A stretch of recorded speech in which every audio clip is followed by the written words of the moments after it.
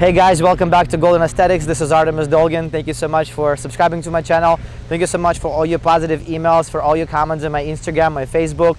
I appreciate it, guys. This support and this motivation that comes from you keeps me going, inspires me to do more and do more for bodybuilding, and it opens up new horizons for me and what I want to do in the sport and how I want to impact the sport with you.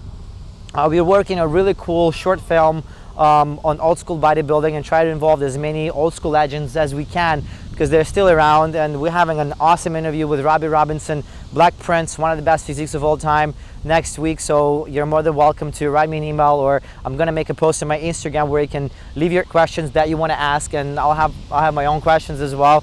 I'm sure Robbie was gonna share with us an awesome knowledge and awesome experience how to build a perfect physique. I wanted to share with you my opinion today on genetics and bodybuilding, how important it is, where you can do genetics, how to train body parts if they are lacking that genetic potential. Unfortunately, just like in any other sport or any other activity like singing or acting or dancing, having a talent to become a legendary athlete or an actor or a singer is the key. You gotta have the talent, you gotta have the genetics. We all have genetics, we all have a talent, but for different things. You will just have to discover where it is. If you love bodybuilding and you want to do it for a living, and you want to inspire people and help them change their lives, you don't really have to have the genetics. You gotta have the drive, you gotta have the heart and the will to do that. But if you want to go on stage and compete in Olympia and to be one of the top athletes of the world in bodybuilding, you gotta have the genetics and you gotta have the talent for it. So all those guys that you look at on stage, they're all really hardworking. If you look at the Olympia, the nice caliber competition, all those guys are really hard workers and everything they have is on point. So something that sets apart, like aside there, is genetics, is how much talent you have. If you're doing it for yourself, if you want to be a perfect version of you, if you want to inspire others and just look great, feel great, be healthy, genetics is not the key, it's not a factor. You have to just work hard, put all your heart into the training. And I know a lot of people complain, or my legs are not growing and my biceps not growing. I was one of those guys. I was complaining and blaming genetics on things that actually were not genetics. They were just absence of knowledge on how to train that certain body part. Let's say your legs are lacking, and my legs were lacking all my life, and especially when I was competing in men's physique, I wasn't paying too much attention, and then I thought that they're not growing because I don't have the genetic potential. However, you just don't know. I didn't know how to train them. Legs is a very endurant body part. It even consists of different muscle fibers responsible for endurance, because you're always walking, you carry your body on your legs. So in order to make your legs grow and blow them up, you have to train them with more volume, more frequency, and more intensity. So train them twice a week, every 5 days, apply more sets, start low on the low weight, with higher reps, work yourself up to at least 8 reps, then do drop sets, giant sets. You gotta have the pump, you gotta have that always desire to puke, and you have to push yourself when you're training legs all the way to the limit. It's really a test on how much you love bodybuilding, how much you love the sport. And when I can tell and judge guys that come to the gym, but not by the way they train their legs, because it requires a complete focus, a complete push from your will in order to train harder and take yourself through the deep waters. When I only started to train this way, drenched in sweat, completely zoned out, trying to finish my workout and staying in this just my own world, I've noticed that my progress became I could notice it a lot more and see the progress in my legs a lot faster, because before I was always hearing that, hey man, you're gonna overtrain, you gotta train them every 10 days.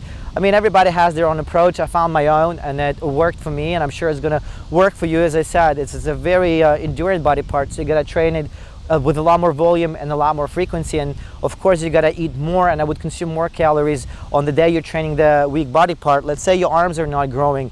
A lot of guys, they complain, oh, my biceps is not growing, and this is for me was my biggest issue, is my arms, and I always was like self-conscious about it, because they were just not, my biceps is really short, and I have to deal and I have to work with what I already got. So I can definitely bring them up, and I was doing that very successfully lately, because I start do this feeding workouts every other day, just 3 sets of hammer curls, just to pump them up, push some blood in there after each workout. And I would also have a separate day where I train supersets on my triceps and my biceps with really a lot of volume, a lot of intensity. I make sure I eat a lot more red meat on that day, and I notice progress. So if you guys are not growing in certain body parts, you just don't train hard enough, you don't put enough thought to it, you don't put enough volume, enough intensity, and you just don't put enough hard work, because everything that you see in a physique is consistency and hard work. A lot of guys that don't have genetics but they have the heart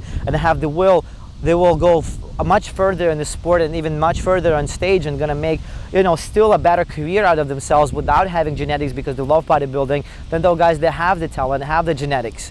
A lot of kids, I mean, this is a very important thing, because I see a lot of kids and a lot of, you know, older guys already trying to substitute the absence of that talent, especially in competitions, the absence of talent with steroids. They think that if they're gonna take steroids, they're gonna be bigger, faster, that they're going to grow, they're going to build a beautiful body. It's not the case. If you're not growing naturally, if you're putting 100% effort and 100% in training and 100% in dieting and recovering, and your supplementation is on point, and you're not growing by giving it all you got, you're not going to grow with steroids. Yes, you're going to add some size there, but you will have to always increase the dosages, and with increased dosages you're ruining your physique, and the negative side effects come in. So I wouldn't go into that route, because I don't think it pays off, because in the end you end up hurting yourself, you end up looking like shit, and you actually can see on stage who's abusing more substances by the way they look, unfortunately. And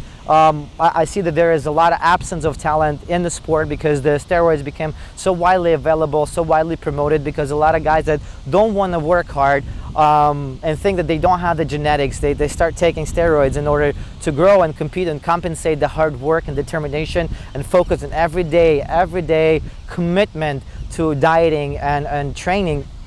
They try to substitute that with steroids, and as I said, in order to make a living out of this and to be a really prominent athlete, you have to win at least men's physique show naturally. And I'm not talking about even bodybuilding, because people that are gifted, like Ronnie Coleman, he wasn't using stuff for a long time, and he won and he won shows naturally. So all you have to do, guys, if you're not growing, if you see that you're not progressing and you're hitting the plateau, you have to work harder, you have to put more volume into it, more intensity, more thought. Always improvise with the angles how you train, because as I said, we're all different, and we have different biomechanics, we have different attachments.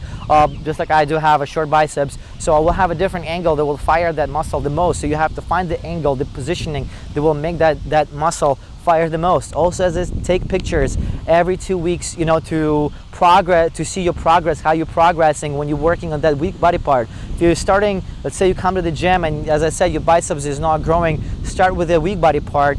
If you're training your back and biceps together, so start with the biceps when it's fresh, and you will be able to put more blood into it, go a little heavier, a little harder, with more intensity, because you are fresh. And as I said, take pictures of that body part, you know, in a matter of 2 weeks, and see how you're progressing using that program or using that approach, and that will help you determine, you know, what works for you, and help you determine how your body works and how it operates and how it responds to certain nutrition and certain training. This is just my opinions on genetics, and I just had to share it with you, because I've seen a lot of guys blaming it, and I've seen a lot of guys, you know, abusing stuff, trying to substitute the talent and hard work and the genetics at the same time, and the heart with steroids, and I think it's a wrong thing to do. Also, another thing I want to tell you, if you really want to do bodybuilding, and if you really want to be successful, don't listen to anyone. Don't listen to whoever has to tell you, because I've been told I don't have the genetics and my proportions were off, and I've been told it while being on stage, you know, but actually very influential people in sport, but I didn't listen, because this is what I wanted to do and this is what I feel like doing. So I'd rather do what I love than take someone's opinion as I got in my life and change for them. This is my life, and I want to accomplish a lot. I feel like I have the power and I have enough belief to leave the mark and leave my own legacy in this sport and change it and put it in the right direction, where athletes actually are paid, where they're taken care of, because nobody cares about bodybuilders, nobody cares about their life and what struggle they go through, because I train in Gold's Gym and I see a lot of pros there, and trust me, a lot of guys really struggle and hardly put ends together in order to compete and come on stage, and this is their passion. I feel like they should be actually rewarded for that. So I don't know how it's going to happen. I don't know how this change is going to go, but I feel like social media is so much more powerful than any federation in the world, that this social media actually takes this message to your local gyms, to your communities, because everybody's on the phone, everybody's on computer, and everybody learns from social media and reads from social media. So I feel like this platform that we're building here online with you guys, you know, with online training and our own store with the clothing line and promoting the old school and doing all these interviews and doing the short films, I feel like we're going to create this platform that's going to be very, very influential even on stage. And I see more and more of you guys hitting the vacuum poses and posting your pictures